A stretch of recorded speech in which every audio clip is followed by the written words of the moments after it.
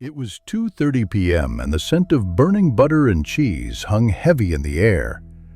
The macaroni had turned black around the edges, its acrid smell stinging my nostrils.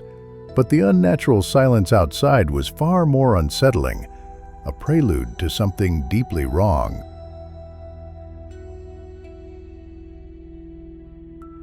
A monstrous noise echoed, not like a garbage truck, but like something colossal, scraping against reality.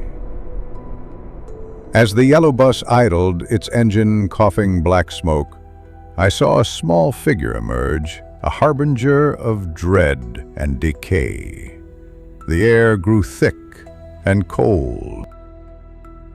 He walked with a terrifying precision, his footsteps echoing with unnatural resonance. As he stopped at the gate, an invisible force seemed to writhe around him, twisting the very air with ancient sorrow. He knew this place, knew my soul. "Hi, Grandma," he announced, his voice a hollow echo from a forgotten tomb. The word ripped through the silence, infecting the very foundations of the house, bringing with it a chilling wave of unearthly recognition. He removed his sneakers with a mechanical precision, each movement a violation of the natural order.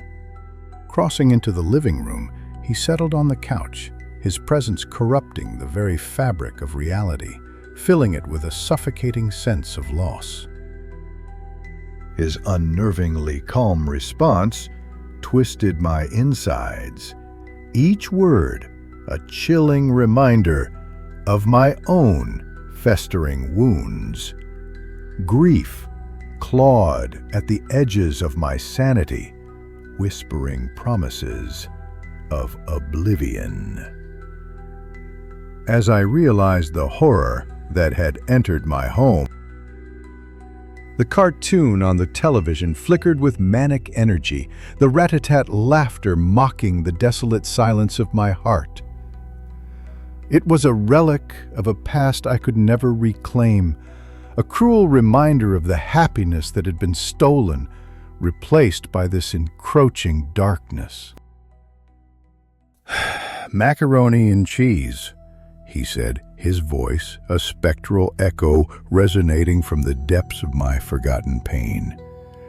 Each syllable was a shard of glass cutting through the fragile layers of my denial, exposing the raw, festering wound beneath. The memory of the strawberry milk, a phantom taste from a ghost of joy, flooded my senses. It was a cursed echo of Valencia, a mocking reminder of the light that had been extinguished, leaving only this suffocating darkness. The pink potion hissed into the glass like snow falling on a tombstone, a chilling reminder of the innocence that had been lost forever. My hands trembled, a grotesque parody of the nurturing touch that had once held her close. His patience was a torment, a silent accusation of my failures. His eyes, ancient and knowing, stripped away the last vestiges of my sanity, revealing the festering rot that had consumed my soul. The glass dropped on the table, the sound echoing like a death knell in the suffocating silence. His eyes remained fixed on me, a mirror reflecting the grotesque emptiness that had taken root in my heart. "Valencia," he said, the name a poison dart, piercing the fragile membrane of my reality. It echoed through the house, a mocking reminder of the light that had been stolen, leaving only this impenetrable darkness. The room tilted, the world twisting into a grotesque parody of its former self. Memories flickered like dying embers, illuminating the abyss that lay beneath, a testament to the horrors I had tried to bury. The old photograph beckoned, a gateway to a past that haunted my waking hours. Valencia's face, a ghostly echo of joy, mocked the desolation that had consumed my life, a testament to the love that had been torn away. "Do you want to go outside?"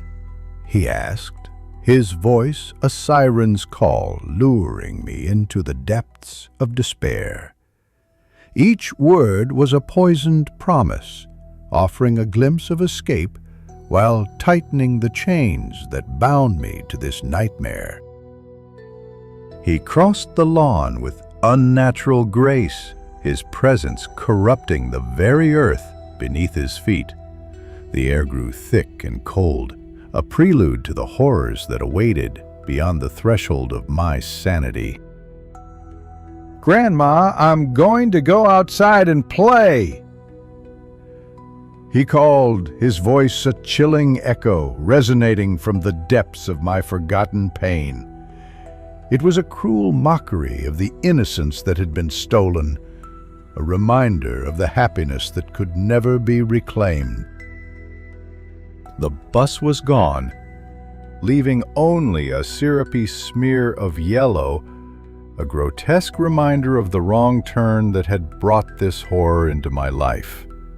The world had been stained, tainted by his presence, leaving me forever trapped in this waking nightmare. Small footprints led away, a path to the abyss. The air was heavy and cold, imbued with the dread and decay. No other shadows existed. The laughter of Woody Woodpecker echoed with maniacal glee in the hollow and empty room. The scent of burning cheese filled the air as I realized I might not ever truly wake again. Valencia's face in the old photograph was like a phantom limb, throbbing with a pain that never truly faded. It was a grotesque reminder of the happiness that had been stolen, leaving only this suffocating darkness. He was never real. He was a figment of my grief, a monstrous creation born from the festering wounds of my past, a ghost. The empty cup mocked my longing, a grotesque reminder of the void that could never be filled. The sneakers by the door, too small and too neat, were a chilling testament to the horror that had invaded my home. The street was ordinary, a grotesque facade masking the horrors that lurked beneath. Inside, something was irrevocably broken, tainted by the darkness that had taken root in my soul.